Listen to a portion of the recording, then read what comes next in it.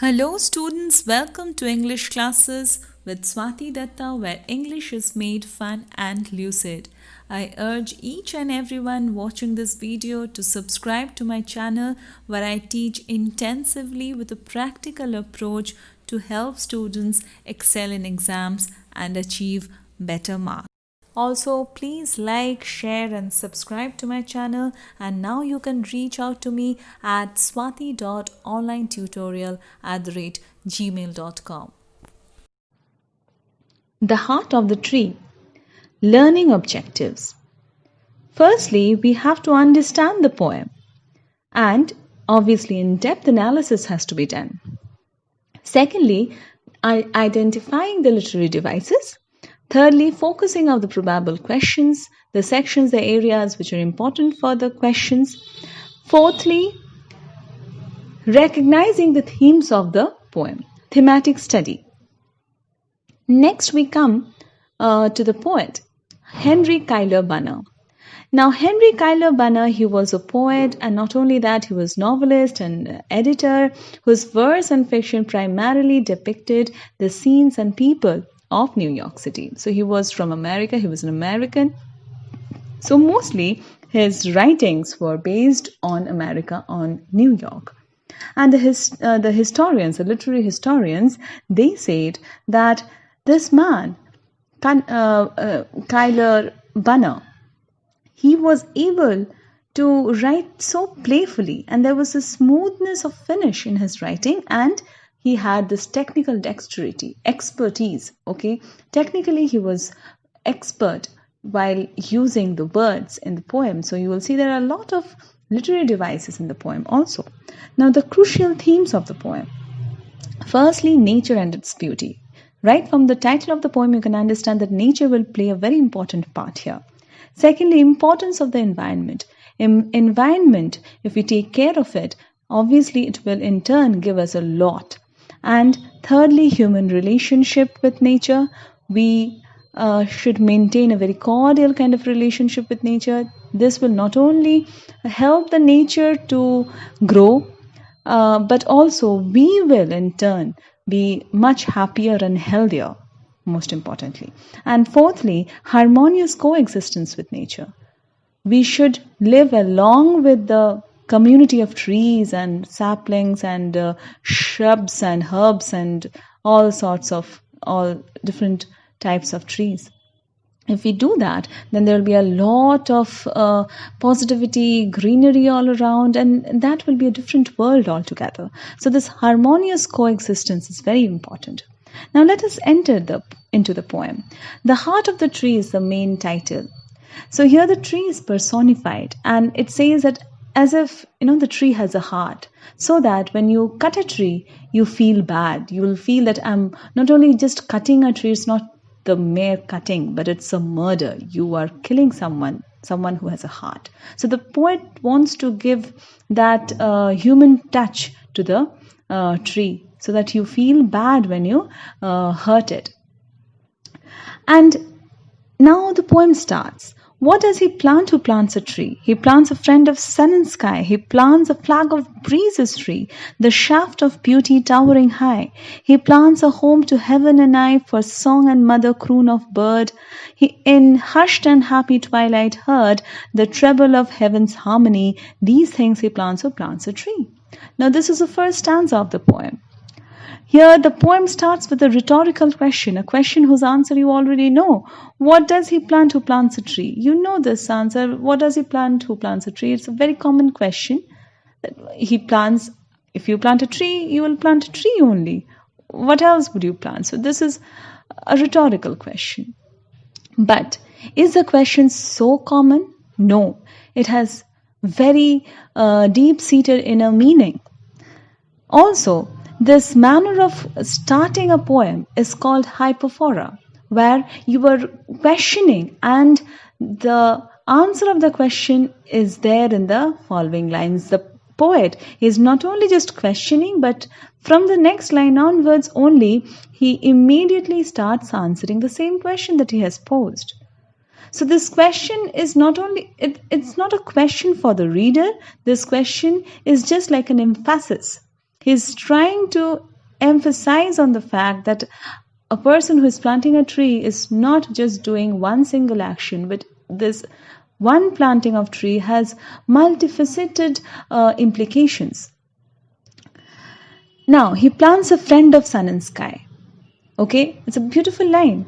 And the question will come from here only, that what all he plants. So you will have to say, number 1 point is this, sun and sky. Number 2 is that he plants the flag of breezes tree. So you will point-wise tell that. And in ICSE, you get marks based on the points that you write. And obviously the writing style matters, but most of it, the points are where you get marks on. So, a friend of sun and sky. So, a tree is towering high. A tree is going up. And it is as if it's so close to the sun and sky. It seems, visually it's so close to the sun and sky that it must be a friend of the sun and sky only. Next, it says that he plants a flag of breezes tree. So, this person who is planting a tree is not only planting a tree, but he is planting a flag. And this flag, it flutters when the breeze blows.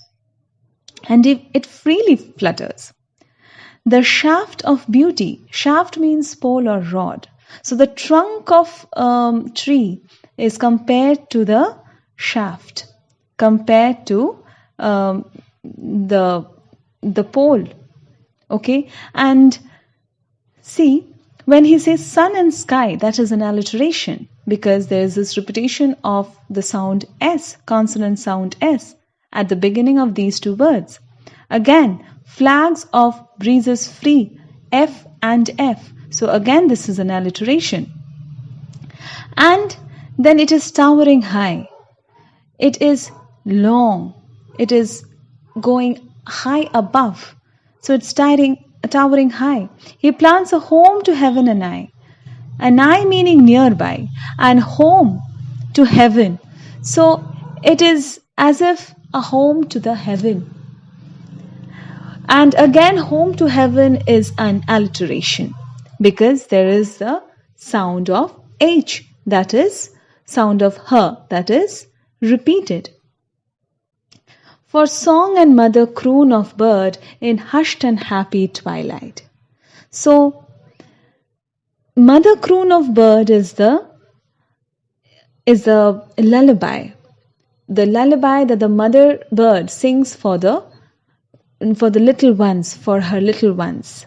And these bird, they must be having nests on the tree. And that is why when you plant a tree, on the tree you actually plant a home for these little birds, because they will be making nest there. In hushed and happy twilight heard. So you see, again, hushed and happy, there is an alliteration because of the sound H. And in such times of twilight, when it is beautiful, it looks beautiful, and it is hushed also, there is very less sound, it is silent. The treble of heaven's harmony. At that time, what is heard? The treble is heard. Treble is a musical term. It's a term for the tones, the musical notes, whose frequency or range is at the higher end of the human hearing. So the human they are not able to listen to that. But it is as if it's the harmony of the heaven. So the treble, this mother bird, it sings, and that treble is like that of the heaven's harmony. These things he plants who plant a tree. So it does not plant one thing, it plants so many things. And all these many things you will have to remember in order to answer questions in your boards. 1, 2, 3, 4, like that, point wise you will remember. And also I want to tell you, this is an oral imagery. Oral imagery meaning where if you read something from that, you are almost able to hear There's this visual imagery where the writer is telling you in such vivid descriptive manner that after reading you can almost see what the writer is trying to tell. Here it is oral imagery, meaning whatever the writer says, if you read, you almost can hear everything. So here when he says the word treble, the word harmony, this is also, both these words are musical words. And this croon, mother croon, so the lullaby, then hushed, these are all words which will appeal to your sensory, to your senses. And these words have this sensory associations. All right, so that is why this can be called an oral imagery. Next, we can come to the second stanza. The second stanza says, what does he plant who plants a tree? He plants cool shade and tender rain, and seed and buds of days to be, and years that fade and flush again. He plants the glory of the plain, he plants the forest's heritage, the harvest of a coming age, the joy that unborn eyes shall see. These things he plants. So the second stanza also starts with the same question. Now, he says that he plants cool shade and tender rain. So we all know that from the trees we get the cool shade. If we sit under the tree in hot summer, you will feel wonderful. It is so cool underneath the tree. Then the tender rain. Why will the rain be tender because of the tree? Because as the rain fall happens, what happens, the tree with its branches and leaves, it will reduce the force of the rain, and the droplets will fall very smoothly on the land, and that is why on the land it will be tender.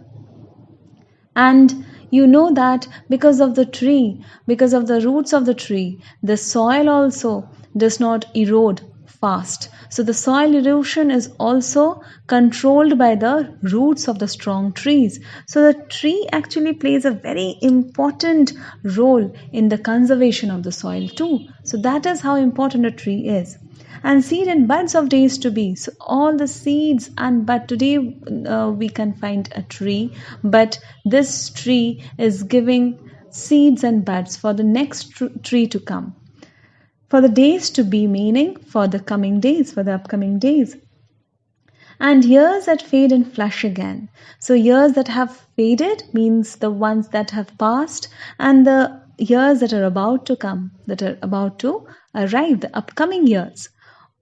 He plants the glory of the plain. He plants the forest's heritage. So there are many countries, many nations of whom we do not know about, but they are known to us for their trees, because maybe that area is only suitable for growing of a medicinal tree. So one area can be known by the tree it produces, because that is how important trees are. So that is the glory of the plain. Even in India, there are these trees, some of the trees which do not grow elsewhere. And such trees have such great qualities. In Ayurveda, we need many of the medicinal trees, the producers of that. And that is not found elsewhere. So it is the glory of our land. So we consider ourselves very lucky, fortunate. He plants a forest's heritage. So today there might be one tree, but if taken care, it can be a forest in few years. The harvest of a coming age. So it is the harvest, the fruits, the benefits of the coming age. So the years that are coming, the years that are arriving, it is the harvest of those years. The joy that unborn eyes shall see. The children who are not born today, those children, when they will be born, when they will come in this world, they will be happy. Their eyes will be soothed by, their eyes will have a calming kind of a sensation the moment they will see so much of greenery all around. These things he plants who plants a tree. Now here it is written anaphora. Now what is anaphora? Anaphora is repetition of certain words in consecutive lines. Why is it done? To emphasize. So here the writer is using, as I say, the technical dexterity is one of the very strong point of this writer. So he uses anaphora, he uses hyperphora. So these are the technical devices that he uses in order to make it more impactful. So anaphora here is used in these lines, and seed and bud of days to be. So the word and is used repetitively in both the lines. In the first word you see and seed and bud and years that fade. So these are examples of anaphora. Then you see he plants the glory, he plants the forest. So again these phrases, these words are continually repeated. So these are anaphora. Why is he using? To emphasize. Again, fade and flush, you see, fade and flush in the fourth line of the stanza. It is an alliteration, all right? So, another thing that I want to mention is that here the planter of trees also plants seeds and buds of the coming days. These seeds and buds, they represent the promise of life and the potential for growth. And that is why the use of cool shade, tender rain, and seeds and buds, they are used to refer what? The tree. So now this is an example of metonymy. Now metonymy is a literary device where one phrase or a set of 2-3 words will be used in order to refer something else. So here cool shade, tender rain, seeds and buds, they are used in order to refer tree. So if you say cool shade, you may mean tree. So this is also a literary device. The third stanza again starts with the same question, and then the writer goes on to answer it.